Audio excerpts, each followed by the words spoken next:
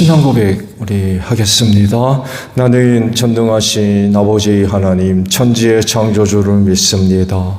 나는 그의 유일하신 아들 우리 주 예수 그리스도를 믿습니다.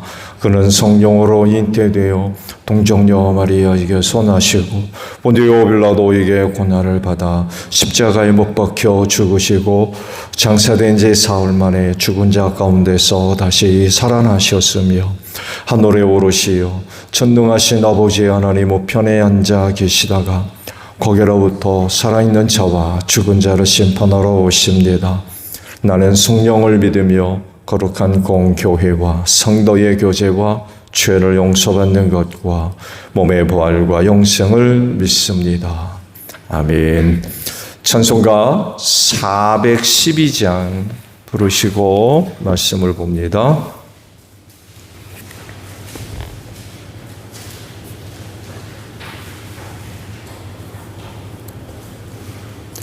찬송가 412장이에요.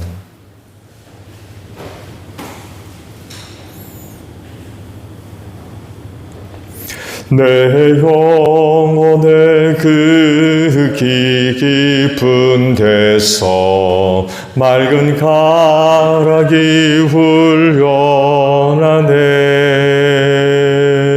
하늘 꼭저가 언제나 흘러나와 내 영혼을 고이 싸네.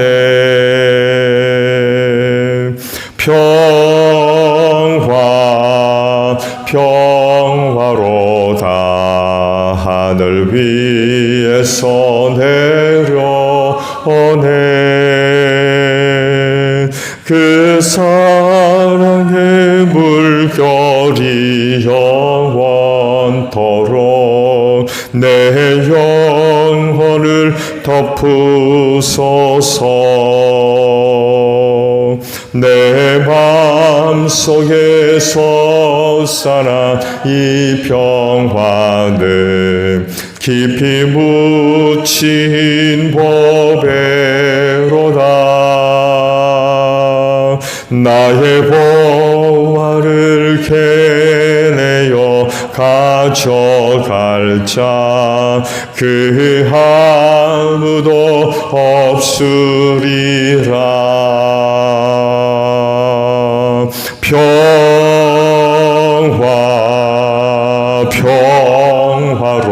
평화로다 하늘 위에서 내려오네.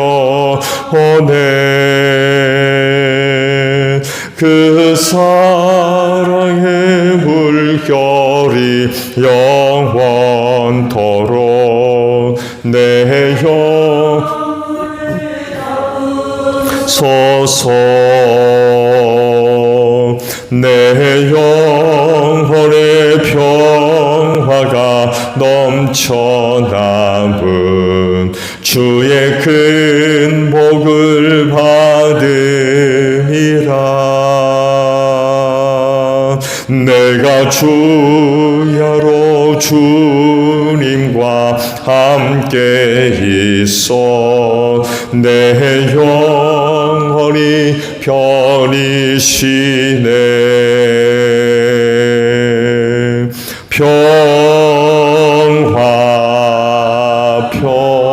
평화로다 하늘 위에서 내려오네.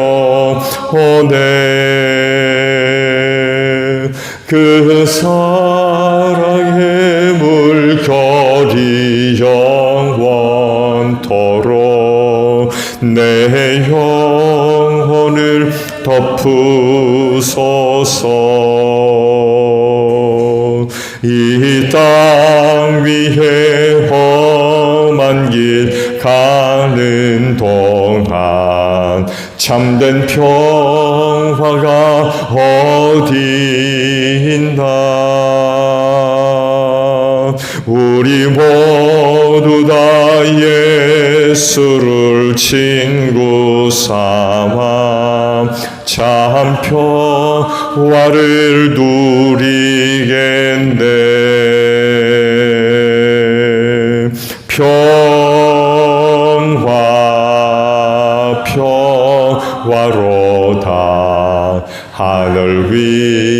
땅에서 내려오네. 그 사랑의 물결이 영원토록 내 영혼을 덮으소서.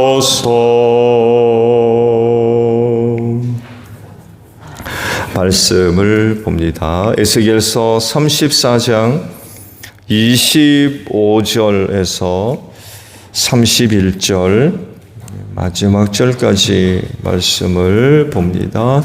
내가 그들과 평화의 언약을 세우고 그 땅에서 해로운 짐승들을 없애버리겠다. 그래야 그들이 광야에서도 평안히 살고 숲속에서도 안심하고 잠들 수 있을 것이다. 내가 그들과 내 산 사방에 복을 내려주겠다. 내가 때를 따라 비를 내릴 것이니 복된 소나기가 내릴 것이다. 들의 나무가 열매를 맺고 땅에 그 소산을 내어줄 것이다. 그들이 자기들의 땅에서 평안히 살 것이다. 그들이 맨 멍에의 나무를 내가 부러뜨리고 그들을 노예로 삼은 사람들의 손에서 그들을 구하여 주면 그때야 비로소 그들이 내가 주인 줄 알게 될 것이다. 그들이 다시는 다른 나라에게 약탈을 당하지 않으며 그 땅의 짐승들에게 잡혀 먹히지도 않을 것이다. 그들이 평안히 살고 놀랄 일이 전혀 없을 것이다. 내가 그들에게 기름진 옥토를 마련하여 줄 것이니 그들이 다시는 그 땅에서 흉년으로 몰살을 당하지도 않고 다른 나라에게 다시 수모를 당하지도 않을 것이다. 그때야 비로소 그들이 나주 그들의 하나님이 그들과 함께 있다는 것과 그들이 내 백성 이스라엘 족속이라는 것을 알게 될 것이다. 나주 하나님의 말이다. 너희는 내 양떼요 내 목장의 양떼다. 너희는 사람이요 나는 너희의 하나님이다. 나주 하나님의 말이다. 아멘. 오늘 아침에는요 25절 상반절에 있는 말씀을 봅니다. 내가 그들과 평화의 언약을 세우고라는 말씀입니다. 이스라엘에 대한 회복을 말씀을 하세요. 약속을 해주시는 거죠. 내가 앞으로 이렇게 해주겠다. 그때 말씀을 보셨듯이 이게 이 땅에서 가능해요?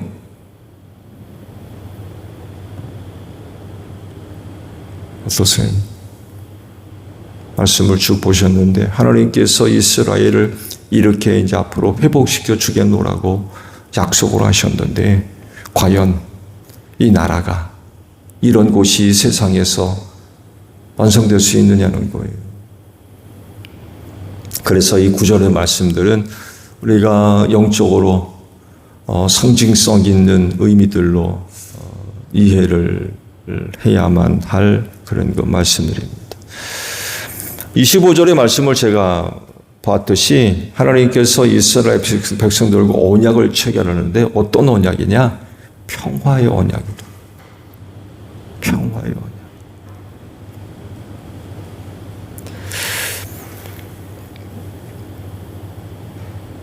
하나님과 그 평화를 누림으로 말미암아 얻을 은혜들. 그 은혜가 그 이후로 쭉 기록되어 나옵니다. 그만큼 하나님과 그 평화를 맺는 일이 무엇보다도 중요하다는 거예요. 로마서 14장 17절의 말씀을 보게 되면 이런 그 말씀이죠. 하나님의 나라는 먹고 마시는 데 있는 것이 아니다. 성령 안에서 의와 평화와 기쁨이라고 했습니다. 하늘나라에서의 이 평화는 굉장히 중요한 주제입니다. 하나님의 나라에서 이 평화를 누리지 못한다고 그러면 우리가 기대하는 그 나라가 될 수 있나요?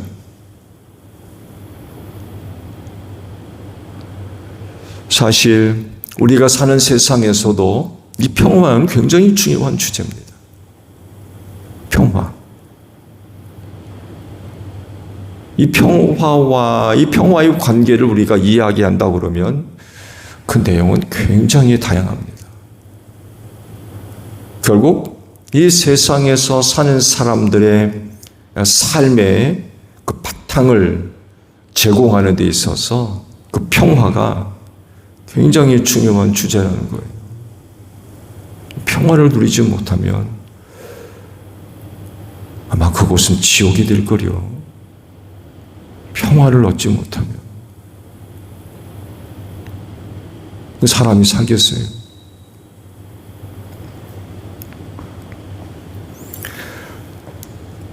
특히 이 세상에서의 평화를 이야기할 때에 사실은 이 평화를 이룰 수 있는 곳이 없습니다. 사실은 없어요. 그렇지만 한때 이 평화가 이루어진 곳이 있었죠. 어디예요? 에덴 동산. 에덴 동산에서 이 온전한 평화가 이루어졌습니다. 그래서 아마 인류 역사상 인간들이 가장 행복하고 평안하게 살 수 있었던 곳이 바로 에덴 동산이 될 수 있었던 거예요. 온전한 평화가 이루어진 그런 곳이었기 때문에 어떤 것과도 대결, 갈등, 다툼 이런 거 하나도 없었어요. 모든 것들과의 평화였습니다. 모든 것들과의 평화. 가장 살만한 곳이었던 곳이죠. 가장 살만했던 곳. 하나님께서 창조하신 모든 것들과의 평화를 누릴 수가 있었어요. 그 중에 하나님과의 평화는 에덴 동산에서 가장 중요하고 가장 복된 것이었다라고 이야기할 수 있습니다. 왜냐하면 가장 근본적인 것이기 때문에 그래요. 하나님과 평화를 누리지 못하면 그 어떤 것도 또 어떤 곳에서도 우리는 평화할 수 없습니다. 이 온전한 평화가 이루어진 것도 역시 에덴 동산이었던 거죠. 그런 말씀 보게 되면 하나님이 에덴 동산으로 그야말로 마시러 오는 그런 곳이었어요. 거기 사람을 두고 살게 하사 하나님께서 그곳으로 찾아오신 진정한 평화가 이루어졌던 그런 유일한 곳이었죠. 근데 그만 인간이 범죄함으로 말미암아 이 평화가 단박에 깨져버렸습니다. 단박에 깨졌습니다. 일단은 하나님이 그 면전에서 두 사람 쫓아냅니다. 여기 있을 자격이 없다는 거죠. 그 범죄함으로 말미암아 바뀐 상황들 보세요. 통틀어서 이야기하면 평화가 깨져버렸어요. 하나님께서 창조하신 모든 것들과 평화를 누릴 수 있었는데 인간이 범죄하니까 그 평화가 다 깨져버렸어요.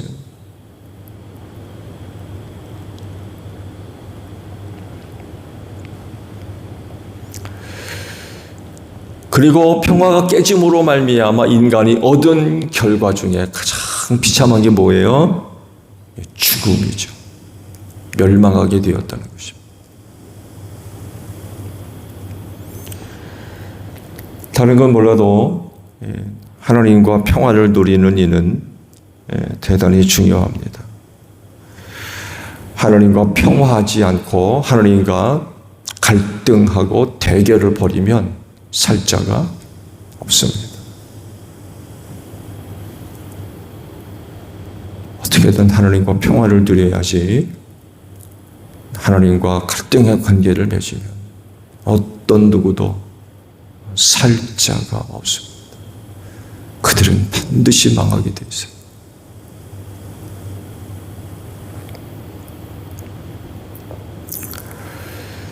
사실 이 세상에서 누가 하나님과 대결하며 버립니까? 아무도 없습니다.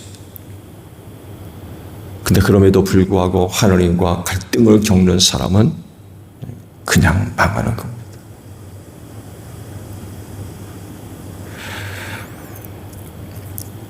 죄인된 인간의 비극이 바로 여기에 있지요. 그렇죠? 왜 그래요? 그 죄로 인하여 우리가 하나님과 뭐가 돼요?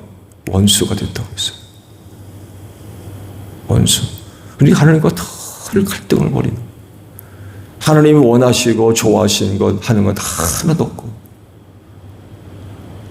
하나님이 싫어하시고 미워하시는 짓만. 왜? 마귀 자식이 돼가지고 하나님이 싫어하는 짓만 그렇게 하는.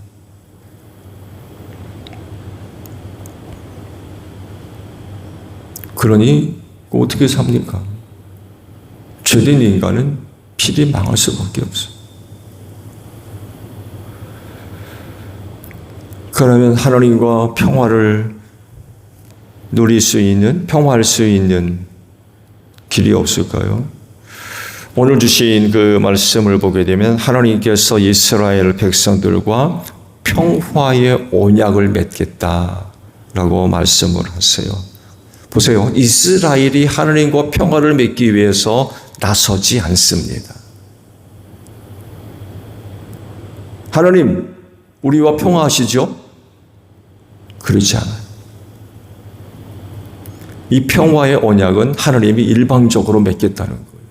내가 너희와 평화의 언약을 맺겠다. 조건이 맞아가지고 이스라엘과 평화를 맺은 언약을 맺는 게 아니라, 그렇지 않음에도 불구하고 하나님께서 먼저 그들과 내가 너희와 평화의 언약을 맺겠다라고 그러시는 거예요. 이는 마치 하나님 우리를 사랑하시되 어떻게 사랑하세요? 먼저 사랑하셨다. 우리가 하나님을 사랑해서 우리를 사랑하신 게 아니라, 우리는 하나님을 미워하는데, 원수같이 하는데, 근데 하나님은 그런 우리를 사랑하셨대요. 먼저. 이 평화의 언약도 마찬가지예요. 그래서 오신 분이 누구예요? 예수 그리스도이십니다. 오셨어요, 우리에게. 우리가 간 게 아니라 그분이 오셨어요. 그래서 하나님, 사랑의 하나님, 그리고 받은 은혜를 그야말로 값없이 받은 은혜라고 얘기하는 은혜. 조건 없이, 이유 없이 베풀어 주신 무조건적인 은혜.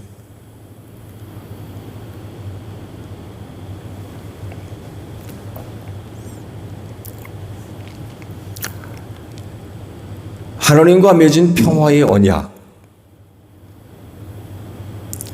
그 내용이 뭘까요? 바로 예수 그리스도를 이야기합니다.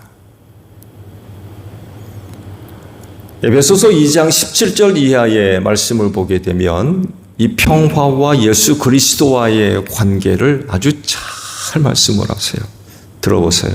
그리스도는 우리의 평화이십니다. 그리스도께서 유대 사람과 이방 사람이 양쪽으로 갈라져 있는 것을 하나로 만드신 분이십니다. 그분은 유대 사람과 이방 사람 사이를 가르는 담을 자기 몸으로 허무셔서 원수된 것을 없애시고 여러 가지 조문으로 된 계명의 율법을 폐하셨습니다.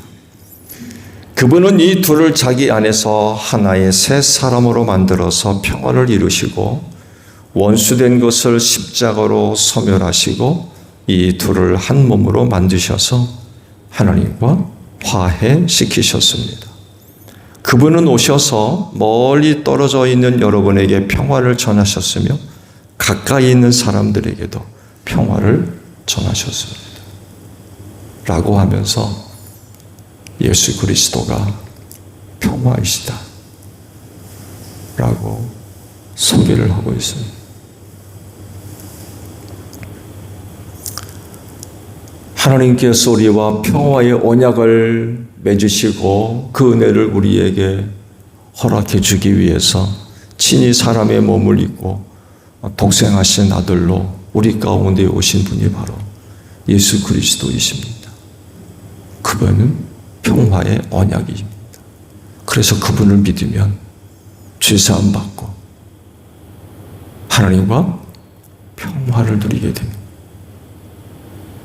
평화의 언약이 되어 주셨기 때문에 우리가 그런 예수를 믿으면 죄사함 얻어서 그때야 비로소 하나님과 평화를 누리게 돼. 거기서 끝나지 않죠? 이방인과 유대인 사이에도 평화를 이루겠다. 아시듯이 사도 바울이 굳이 유대인과 이방인을 언급한 이유는 이 둘 사이가 가까워질 수가 없어요. 율법에 근거하면 이건 철로와 같이 평행선에 결코 만날 수 없는 관계. 근데 이 둘을 하나가 되게 하셨대요. 왜? 평화의 언약 되시기 때문에 그래요. 그분이 자기의 몸으로 이 둘을 하나 되게 하셨대요. 원수된 것들 다 없애버리셨대요.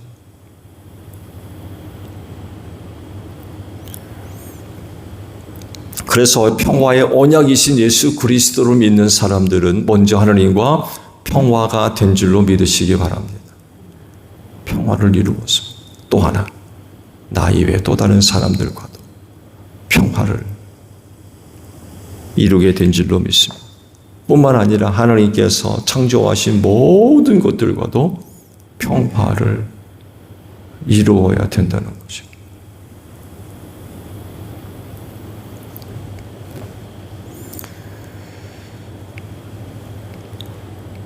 평화의 언약 되시는 예수 그리스도를 통해서 하나님과 평화를 누린 사람들은요, 또 하나 중요한 걸 잊으면 안 됩니다.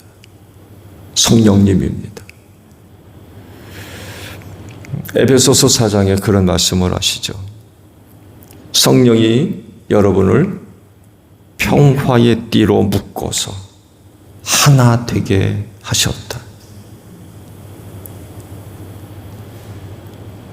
평화의 언약 되시는 예수 그리스도로 말미암아 하나님과 또한 이 세상의 모든 것들과 평화를 이룬 사람들이라고 하면 성령의 인도함을 꼭 받아야 돼요. 그분이 평화의 띠로 묶으셨대요. 그래서 무슨 일이 있어도 평화의 띠로 묶은 이 묶음을 풀어버린다든지 끊어버린다든지 하는 일은 절대로 없어야 됩니다.